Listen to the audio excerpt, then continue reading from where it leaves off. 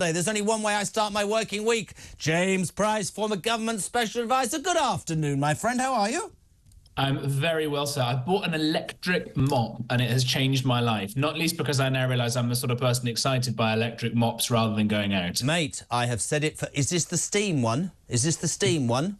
The Dyson steam one. Mate, let me tell you something. A mortgage, but it's amazing. I am boring. I have... They know this lot. I can't go to bed at 2 o'clock in the morning when I have to do the marble floor. I love it. I love a clean floor. This is so boring, isn't it? What's happened to us? We used to be cool, maybe. We used to be cool, and now we're very old. In fact, a friend of mine rang me today and he said, I'm 65. And I went, oh, my God, you're 65. A friend. That's really ancient. Mate, thank you for tuning with us today. So much to talk about. I was probably a bit cynical. This petition is gathering strength. Starmer has, a few minutes ago, responded to a petition that at this moment is approaching 2,250,000 signatures, basically saying, we don't like the government, we want another election. Is it me, James? I never quite worked out why the Prime Minister of this country would be on this morning, and I include Cameron in that. What do you make of Starmer, and what do you make of this petition, my friend? I mean, on the Starmer point, it's just painful watching him talk, isn't it? It's like he's only recently learned to speak English or something. You know, he's so wooden. This is a guy who said that he doesn't have a favourite novel, he doesn't have a favourite song, he doesn't dream, which I just... He doesn't what? He doesn't dream. He said in an interview he doesn't ever have any dreams, by which I mean presumably when he's asleep, not just any aspirations either. Yes, no. Given the nightmare that he's already putting the country through, as is evidenced by all these people signing this petition. I just think that he's hopelessly out of his depth on basically everything, that he's drunk the Kool-Aid, as they say, in thinking, as we've said before, that if you just spend years and years saying the Tories are terrible, the terrible Tories, and when we get in it'll be fine because we're good people, it hasn't worked out like that. And I think the fundamental mistake that he's made about this is to conflate unpopular things with difficult things. Mrs. Thatcher used to look at opinion polls and see the Tories behind partway through a parliament and say, no, we're not far enough behind yet, because she knew she had to do unpopular but difficult and important things in order to get results. If you're going to reform the economy, you're going to reform public services, you're going to reform crime and things like that, that's going to be difficult to do because there are lots of what you'd call a vested interest in stopping that happening. What Starmer has done is he's convinced himself that he's also taking on these difficult, important reforms. Of course, he's not. He's just making things much worse and I think quite nastily going after various groups, whether it's farmers last week or, you name who it'll be next. And I think that's going to be a big problem. And it's why already he's so unpopular only a few months into the job. And I think it's really interesting as well, sort of from the side, I was old enough, I've said this before, to know what a socialist government was going to bring. I knew that during the election campaign. What I think becomes really relevant and why I think he's massively unpopular, Jay, is I actually don't believe there's a plan. I actually genuinely... You made a really good point. With Thatcher, even with Blair, I felt like there was a plan, like it or lump it, come with me, you voted to come with me, I'll tell you the highs, there'll be a few lows, we'll do this together. If I fail, get me the hell out of 10 Downing Street. I think you hit the nail on the head. For him, it was just getting there. And it was really easy, the Ming Vase thing, say nothing, give nothing. I don't think there's a plan. I keep saying this every week. I don't think there's conviction. I don't think there's belief. I don't think there's anything organic about Keir Starmer. I think I think you're right, he's a bleeding robot. And I think they go from day to day being reactive rather than proactive, and that's where I think the Labour Party... I mean, look, what was this today? Liz Kendall, did you see that interview on Sky at the weekend with Trevor? It was painful. She says, a rise in people self-diagnosing with mental health problems is fueling Britain's worklessness crisis. We've been talking about this for flipping ages, that actually it's great that people now talk about mental health, but shall we as a society ask the question that we should ask, is how many people now are sadly using that as an excuse to not work? The Labour Party are now talking... To me, I don't know, it feels like now they'll grab something that other people have been leading with. Yeah, I think you're completely right. Let's try and steel man some of this. Let's try and be as generous as possible. Politics is actually, it's not a complicated, really, but it is difficult, and there's an important distinction, right? That you know really the sort of things you really ought to do, unless you are, as you say, a socialist, in which case you don't even understand basic economics. As Hayek would say, that if socialists understood economics, they wouldn't be socialists anymore. Of course they wouldn't. But by and large, this stuff is difficult. It's obviously incredibly difficult to be in charge of the world's fifth biggest economy, a major nuclear power with all of these obligations and rules. That obviously is difficult.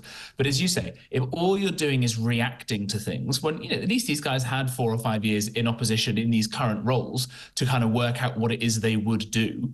And you've got something like Angela Merkel, whose book has come out, I think, this week. All she ever did was react to things, and people at the time thought she was so good. And of course, all she did by reacting rather than having a plan was store up huge problems for Germany. And the same kind of thing has been happening here. And the reason I think that we're going to see a lot more pain and suffering, as you said, there's no plan. There doesn't seem to be any attempt to get ahead of these things. You'll remember the fury about the winter fuel payments, right, and how unnecessary and cruel it is, and all those sorts of arguments. That was a Treasury policy that was going around for a long time that lots of Tory chancellors had said no to. But one of the first things that Labour decided to do is this thing that had been hiding in the bottom drawer of a cabinet and whipped out and used at the first opportunity. How many plans have Labour actually come up with themselves? What do they actually do? Nothing. That's exactly what I think. Let me tell you the other one out today, which is that police will be told only to record non-crime hate incidents when there is a clearest community tensions under new common sense guidance. I'm like, hold on a minute. We've said it. A woman writes something very derogatory during those riots, I would have thought was an absolute person to take and encourage about what a Muslim community is about, blah, blah, blah, right? Gets 15 months, and yet seemingly you can commit paedophilia. I mean, sorry, I don't give a toss. Hugh Edwards is on a suspended sentence, and plenty other paedophiles are. Most normal people in Britain would go, what have we become? You know, we've got different crimes, we've got different policing to different genders or different religions or different races, and if people don't like that, go and look at Rotherham. They can take me on over it, right? Look at the Manchester airport thing. Still not sorted, right? Suddenly, to me, right, politics, you talk then, is not that difficult. There are things in this country, be it Tory, be it Reform, be it Labour, that really bother people right now. And one of the best things about this station, one of the best things I would want for this country, is that we, James, can have those conversations without fear of being labelled something, because we weren't in the old days able to talk about immigration. You'd be racist. The fact is, policing in this country is soft. It's run by an academic elite at the top who do not understand what it is to be on the streets. We don't have enough policemen and women getting intel, and that's how you lock prisoners and criminals up. We don't have that. Police are too scared to do anything in case there will be communal tensions. That's not how I was brought up. You were scared of the police. I don't get it, any of it. No, it's extraordinary. There's so much that we could say on this. We could fill books and books. That the one take home that people watching and listening to this should have. All of these things are deliberate choices. These are policy choices that people in the centre of government make and continue to make. Right? If you're the Prime Minister, it's difficult. We've just said that. You have immense power with the kind of majority that Starmer's got. He could change so much for the better. The fact that we're not clamping down on crime properly, the fact that we're not clamping down on the illegal boat crossings, so these scumbags bringing people over on these small boats, all of these issues, these are all easily fixed policy issues that we are choosing not to focus on. We're choosing to let people with hundreds of convictions get away with a few months here in prison, a few months there, and come out and commit crimes again. I've said it before, look at the little country of El Salvador. It was the most dangerous place on earth, the murder capital of the world, riven by drug cartels that controlled everything. A guy gets elected into office, goes, I've got this radical idea. I'm going to lock up all the criminals and I'm not going to let them out for a long time. Shocking. What's happened there, Jeremy? It's the safest place in the Western Hemisphere. It's significantly safer than Canada even. And it's interesting when you say could fix, and whenever I use this example, Jay, people go, I mean, you know, the bedwetters have a go at me, right?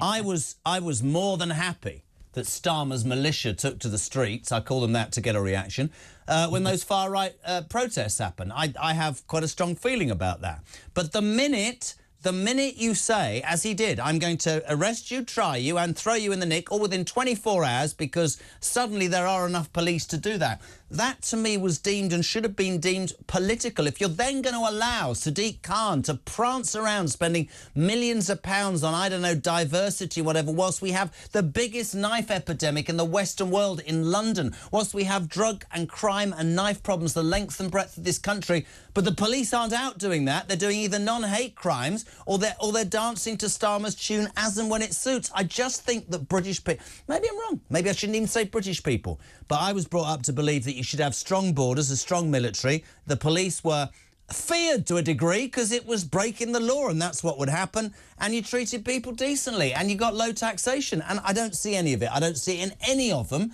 And I do believe that the British people... You look at what happened with Trump. I mean, now we've got women shaving their heads and not having sex for 4 years. 84 million people said, we're not bothered with this ideological crap. We want cheaper gas, cheaper food, and we want you to know that we're finding it tough. I genuinely believe the same thing will happen in this country at some point. I do, because I think people, the unheard masses, are fed up, and that's why this station works. I do believe that.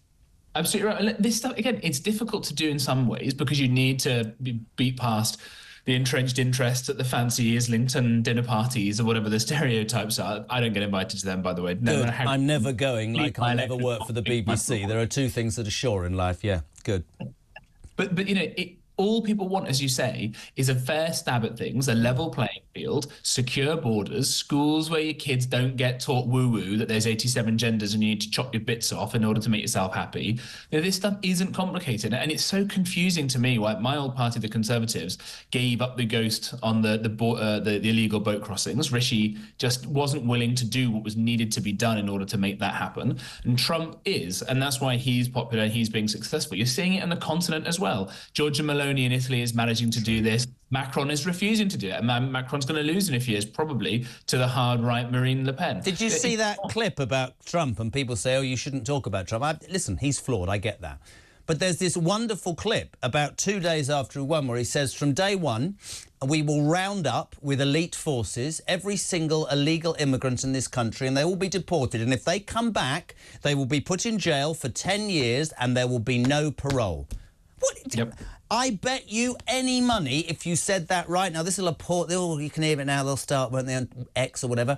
I bet if you said that as a politician in this country, 60% easily of this country would go, my God, somebody with a pair who actually has a plan. That's all I'm saying. But we don't have that. They're too scared about, I don't know, maybe that's just life. Maybe having been around the block a bit like me, you get to a point where you just want to say what you think rather than worrying about it. Yeah, I think that's right. But I think more and more people are getting to that point, right? You saw in the number of relatively high-profile people who came out, say, for Trump in this election happened, and somebody like Jeremy Clarkson is now putting his head above the parapet on issues that matter to him. People have been called every racist, sexist, homophobic, all these sorts of things when they're not, and it's losing its power, I think. And I think that Labour are so tone deaf to this that come the next election, however big their majority is, there's a chance for a big seismic change. The crown is lying down in the gutter. Now, will Kemi Badenoch or Nigel Farage do what's necessary in order to stoop down and pick up that crown and help save the country? Because as we said here, it's not complicated. Let's just close up our borders with that bloody great navy that we've got to stop these dinghies. Let's lock up scumbags who go around stabbing people forever. I don't care about their rights. I don't care anymore. Let's put these people in prison for a very, very long time. They have abnegated any responsibility or right to stay in this civilized society once you've been convicted of 300 crimes in a row, like the 301st is the time you finally learn your lesson. No, this stuff isn't happening. And as you say, there's so much ease we could do to make this a better country and safer and more prosperous. And then the economy gets growing and then kids get learning again and then the NHS gets better and it all flows from there. I completely agree. Before you go, just to prove that you and I are not two old farts who actually moan about things that don't happen, 2 stories for your response. Nottingham University, you'll have to help me with this, has been accused of reverse engineering historic links to slavery by an aristocratic family after a report claimed they profited off it. Can you help us out of it? This is apparently the 7th Duke of Portland, whose ancestors helped establish the university and who was one of its most distinguished benefactors, gained from social capital of his slave-owning ancestors. It comes almost 50 years after his death in 1970. They're embarrassed, Nottingham University, by the man who set them up. Where to even start with this? Look, How far back do we want to go? Slavery, obviously, very, very terrible and evil, doesn't need saying, although, of course, every religious text does sanction it to some extent or another. But it was only through, in this country, the first country anywhere on earth, at any point in the Old Testament, the New Testament, the Quran, anything, where we said, and it was William Wilberforce and people like that, slavery, bad, let's go and dedicate huge amounts of our resources, huge amounts of money, and the lives of brave members of the Royal Navy to ending the slave trade. The first people on earth ever to go and do that. Let's teach that in universities and stop all this mad hand-wringing, because you go back far enough, all of us have been descendants of slaves and all of us are descendants of slave owners. Let's try and move past this and think about what we're going to do with our future, not worrying about this kind of nonsense. 30 seconds left, and my God, this is great. Wokery risks killing off the ancient tradition of kissing under the mistletoe at Christmas. According to the UK's leading supplier of plants, it's misogynistic, it's sexist, and it has to end. James Price. I'll see you under the mistletoe very soon, and we'll scandalise them there. What will they do about that? Mate, it's an outrage. Absolutely rot, isn't it? And frankly, let's all go out and buy a load more mistletoe just to prove them all wrong. Yeah, just to start them off. You're a legend. We love Mondays with you, James Price, on Talk Drive. Thank you very much indeed.